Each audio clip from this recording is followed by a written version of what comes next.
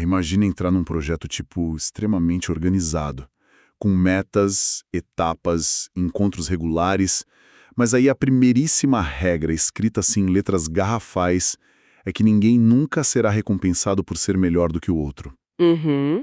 O que já soa bem estranho para os padrões de hoje, né? Exato. Sem rankings, sem aquele quadro de funcionário do mês na parede, sem pontuação extra para quem chega primeiro.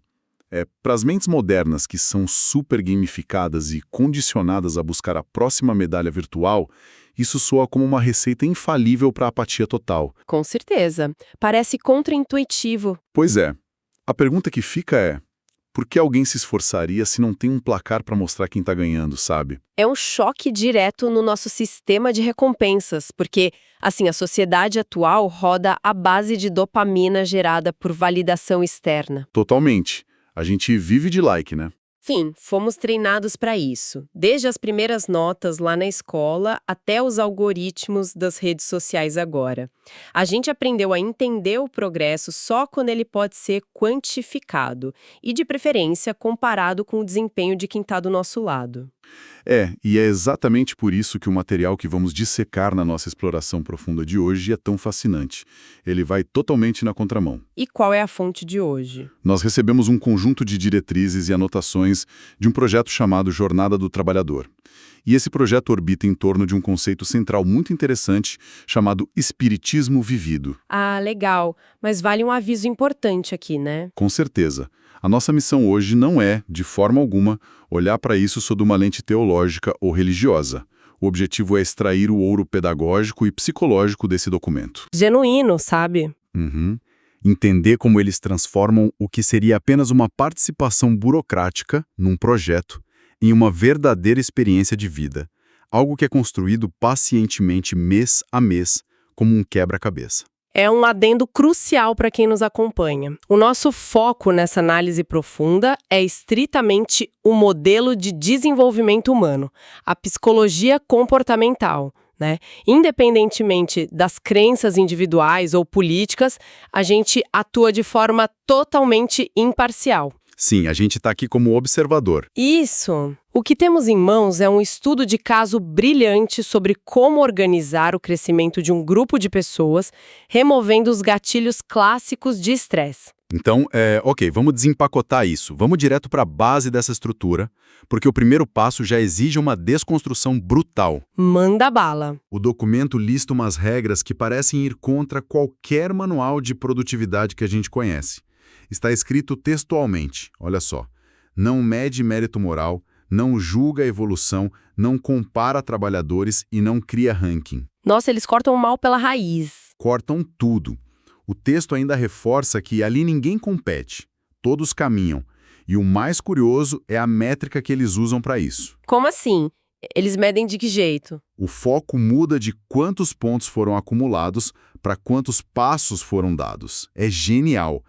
Cada presença, seja ela qual for, conta como um passo. Ah, então o ato de estar lá já é a métrica. Exato. E eles até reconhecem ritmos diferentes, sabe? Tem a caminhada, que vale um passo, para uma presença mais tranquila. Tem a marcha, que vale 5 passos para um esforço extra, e a corrida, que vale 10 passos para uma dedicação mais intensa. Mas não tem um pódio no final? Não tem. A regra de ouro, o coração dessa fase toda, é a premissa de que a simples presença já é suficiente. O que, psicologicamente falando, retira um peso absurdo da performance perfeita. Quando a exigência passa a ser apenas a presença, o cérebro dá uma relaxada, né? Para de surtar com expectativa. Sim, ele deixa de gastar energia gerenciando a ansiedade da aprovação alheia e passa a focar só no ato de estar ali. Mas espere aí.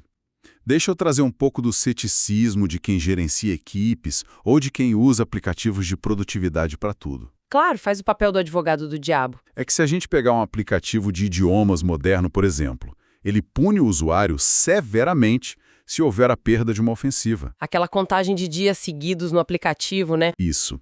A lógica da tecnologia atual é que o ser humano precisa de uma cenoura balançando na frente, sabe? Ou do medo de perder o progresso para continuar se movendo. A famosa motivação pelo medo de perder. Pois é. Ao remover toda essa pressão externa e dizer que estar presente já é suficiente, não corremos o risco de criar um ambiente de pura acomodação, sem um ranking, o que impede a pessoa de simplesmente cruzar os braços e dizer: "Ah, eu já estou aqui, não preciso fazer mais nada." Essa é a grande fricção quando a gente tenta aplicar lógicas industriais ou de tecnologia no desenvolvimento íntimo. A hipótese de que a ausência de pressão gera acomodação parte de um princípio muito específico. Qual? De que a única motivação possível é a extrínseca, ou seja, de fora para dentro. A recompensa ou a punição? Exato. O que esse documento propõe é a criação de um vácuo intencional. Ao eliminar o ruído ensurdecedor da competição, cria-se um silêncio. E adivinha o que acontece nesse silêncio? A pessoa fica sozinha com os próprios pensamentos. Isso, ela é forçada a olhar para si mesma. A motivação precisa obrigatoriamente se tornar intrínseca. Se não tem um prêmio, por que eu estou fazendo isso? Então a ideia é que se eu não estou correndo para ultrapassar o colega do lado, eu sou obrigado a me perguntar por que eu decidi começar a correr em primeiro lugar. Precisamente. O autoconhecimento nasce quando a métrica externa desaparece. E o texto usa um termo muito específico para isso, que é o cuidado de sempre estar. O cuidado de sempre estar. Bonito isso. É muito forte. Em termos de comportamento humano, o projeto aposta que a constância orgânica, motivada por um compromisso interno, é infinitamente mais sustentável do que aquela explosão de energia baseada na vontade de vencer os outros. Até porque essa explosão de energia uma hora acaba, né? Com certeza. É um antídoto contra o esgotamento, o famoso burnout. O indivíduo não se acomoda porque a jornada deixa de ser sobre performance e passa a ser sobre pertencimento, sobre identidade. Nossa, muito interessante. Mas essa transição da performance para a identidade resolve o problema do engajamento inicial, só que levanta uma outra questão enorme na minha cabeça. Qual seria? Se não há uma linha de chegada clara e a gente não está correndo contra o relógio, como evitar que as pessoas fiquem andando em círculos? Tipo, perdidas. Ah, é aí que entra a estrutura de tempo deles. Sim, é aqui que o material apresenta o que eu considero a espinha dorsal de todo o processo. A estrutura das paradas mensais. O documento descreve que a jornada é construída mês a mês, como peças de um quebra-cabeça. E cada peça tem o seu lugar certo, né? Exato. Cada período traz um tema de reflexão muito específico. Eles não jogam o conteúdo todo de uma vez. E a genialidade está justamente na cronologia desses temas. Não é um agrupamento aleatório de ideias bonitas para parecer legal. Não mesmo. Existe uma arquitetura causal muito rigorosa por trás disso tudo. Vamos detalhar isso para quem nos ouve conseguir visualizar o melhor. O cronograma propõe que, no bloco de dezembro a fevereiro, o foco seja a consciência, que o texto define como perceber o chamado interior. O primeiro passo. E junto com a consciência vem a escolha, que é o momento de decidir caminhar com propósito. Eles sugerem que o participante se pergunte como estou despertando. Uma reflexão bem profunda para começar o ano. Pois é. Aí, dando um salto lá para o meio do ano, de junho a agosto, o tema muda completamente de figura. O foco passa a ser a coerência, que é definida como o alinhamento entre o que a gente sente e o que a gente faz. A prática batendo com a teoria? Isso. E também o amadurecimento. O resultado esperado dessa fase é o que eles chamam de uma reforma íntima possível, baseada em mudanças suaves. Olha, analisar essa ordem cronológica revela um entendimento pedagógico muito profundo de quem criou isso.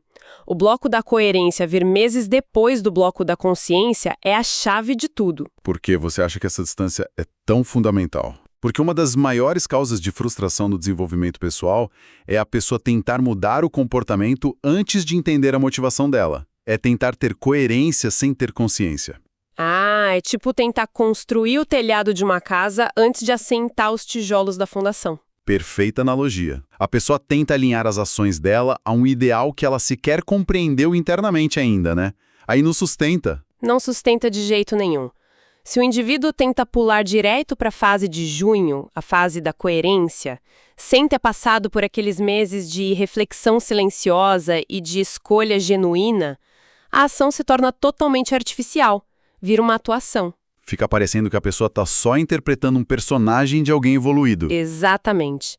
Ao espaçar esses conceitos em blocos mensais, o projeto respeita o tempo de digestão cognitiva. A mente humana não absorve grandes quebras de paradigma num retiro de fim de semana, sabe? Não dá para baixar o autoconhecimento via download. Quem dera fosse assim.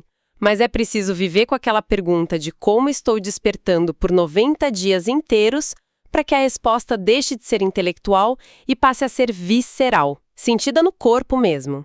E isso combate diretamente a nossa cultura atual de querer resolver a vida com atalhos, né? Maratonando um curso online em velocidade 2. A gente faz muito isso. Fazemos. Essa estrutura mensal obriga a pessoa a lidar com o tédio, com a rotina e com a lentidão do próprio amadurecimento. É montar o quebra-cabeça uma pecinha por vez, sem ver a imagem da tampa da caixa. E tem que ter paciência para ver a imagem se formar. Tem que ter. Mas assim, se a cronologia mensal é o mapa mental dessa jornada, o que sustenta os passos físicos no dia a dia? Tipo, o que as pessoas estão de fato fazendo enquanto refletem sobre consciência e coerência. Aí a gente entra na parte mais prática do documento. Sim, o texto responde a isso apresentando uma fundação de 3 bases, chamadas de os 3 pilares da jornada. E aqui entramos na mecânica diária de como evitar a autossabotagem, porque o documento estabelece uma regra inegociável sobre isso. Qual regra? Todos os 3 pilares têm o exato mesmo valor. Nenhum é superior ao outro. Exato, não existe hierarquia entre eles. O primeiro é o pilar em prol do outro, que é a ação direta. O texto descreve isso como o ato de acolher, ouvir e amparar as pessoas. O serviço ao próximo. Isso. O segundo é em prol da casa, focado no ambiente. É a manutenção do espaço físico, a limpeza, a organização dos eventos e a responsabilidade de estar presente nas escalas de trabalho assumidas. O trabalho braçal e estrutural, digamos assim. Bem isso. E o terceiro pilar é em prol de si mesmo, que é a nutrição do próprio participante através de estudo, cursos para aprofundar conhecimentos e palestras para expandir a mente. A imagem clássica para isso é aquele banquinho de 3 pernas, sabe?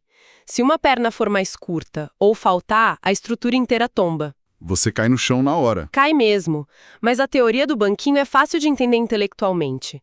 A dificuldade real, a verdadeira fricção humana nisso tudo, é que nós somos biologicamente programados para buscar o menor esforço. A gente quer se abrigar na nossa zona de conforto. Sim, é bem o que eu ia questionar agora. Porque na prática a tendência natural de qualquer pessoa é focar 90% da energia no pilar que ela tem mais facilidade, né? Com certeza, a gente foge do que é difícil. E ainda acaba negligenciando os outros 2, usando o excesso de dedicação em um para justificar a falta nos outros. Tipo, a pessoa que adora estudar vai se enfornar em livros e dizer que não tem tempo para varrer o chão da casa. Clássico. Eu já estudei o suficiente hoje. Exato. Ou aquela pessoa super empática vai passar o dia todo ouvindo os problemas alheios, esgotar a própria energia e pular os cursos de desenvolvimento pessoal. Como o projeto lida com essa distorção tão natural do ser humano? A genialidade dessa estrutura tripla é que ela funciona como um mecanismo de aterramento psicológico, sabe? A obrigatoriedade silenciosa de transitar pelos 3 pilares quebra essas ilusões que a gente cria sobre nós mesmos. Como assim quebra as ilusões? Vamos pegar o seu exemplo do indivíduo puramente intelectual. Aquele que quer resolver tudo no pilar em prol de si mesmo, estudando teorias complexas de espiritualidade ou psicologia o dia inteiro. O projeto vira para ele e diz: excelente, muito bom, agora vai limpar os banheiros da casa. Nossa, é um choque de realidade imediato. Absoluto. O trabalho braçal, o cuidado físico com o ambiente ali, obriga esse intelectual a descer do plano das ideias. Ele tem que lidar com a matéria, com o pó, com a sujeira real. A prática física impede que a teoria vire arrogância. Caramba, faz muito sentido. O trabalho humilde aterra o intelecto. Não deixa a pessoa flutuar demais. Por outro lado, imagina o perfil do Salvador. Aquela pessoa que vive a vida inteira no pilar em prol do outro, ajudando todo mundo incessantemente, muitas vezes com uma forma de fugir dos próprios problemas. O famoso excesso de altruísmo como mecanismo de fuga, né? A pessoa cuida de todo mundo para não olhar para o próprio caos interno. Exatamente. Quando a estrutura do projeto exige que essa pessoa dedique um tempo igual ao pilar em prol de si mesmo, obrigando a ela a sentar, fazer um curso e olhar para as próprias necessidades, ela é forçada a parar de correr dos seus demônios. Ela tem que encarar o espelho. Tem. O equilíbrio imposto entre serviço ao próximo, manutenção do ambiente e autodesenvolvimento cria uma malha fina. É impossível passar por esse crivo de forma desequilibrada sem que a própria estrutura denuncie a falha. A teoria e a prática ficam se testando e se validando mutuamente o tempo todo. É fascinante pensar como limpar um salão ou participar de uma escala super burocrática pode ser uma ferramenta de autoconhecimento tão poderosa quanto, sei lá, meditar em silêncio numa montanha. Às vezes até mais poderosa, porque lida com os atritos reais da vida em grupo. Sim, simplesmente porque confronta o nosso ego diferente. Juntando todas essas engrenagens, temos a ausência de rankings para forçar a motivação interna, temos os temas mensais para construir uma evolução lógica e cadenciada, e temos os 3 pilares que impedem as fugas da nossa zona de conforto. As 3 grandes bases. Mas qual é o saldo final dessa equação toda? O que acontece com alguém que atravessa esse quebra-cabeça peça por peça até o final? O documento apresenta uma jornada de transformação que é dividida em 4 fases bem claras. E tudo isso culmina naquilo que eles chamam de vivência real. O material lista essa evolução de forma bem poética, mas com um pé no chão muito forte. Começa com o despertar. Que é aquele estalo inicial, né? E isso, perceber a necessidade de mudança. Depois a coisa avança para o compromisso, que é quando a escolha de permanecer se torna firme, mesmo quando o entusiasmo inicial vai embora e a rotina bate. Que é onde a maioria desiste em projetos normais. Com certeza. Aí a terceira fase é a consciência. Aquele ponto onde os 3 pilares e as reflexões mensais começam a fazer um sentido lógico na cabeça da pessoa. Ela entende o porquê de tudo aquilo. E, finalmente, deságua na 4ª fase, a experiência, que eles definem como o exemplo silencioso. O exemplo silencioso. Achei esse termo incrível. É muito forte. E tudo isso é o alicerce para o título principal das anotações, que é o espiritismo vivido. O texto é bem categórico em dizer que a atitude não pode existir apenas aos domingos. Tem que ser no dia a dia. Exato. Ela precisa impregnar o estudo, o serviço braçal e a convivência diária. Tem uma frase lá que diz: as atitudes falam mais que palavras. E a gente precisa descer esse termo de exemplo silencioso e do vivido para a realidade prática.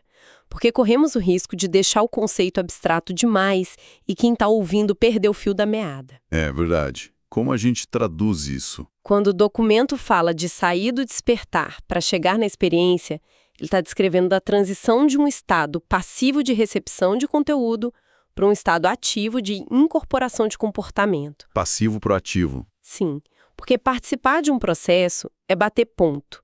Viver uma experiência é não conseguir mais desver aquilo que foi aprendido.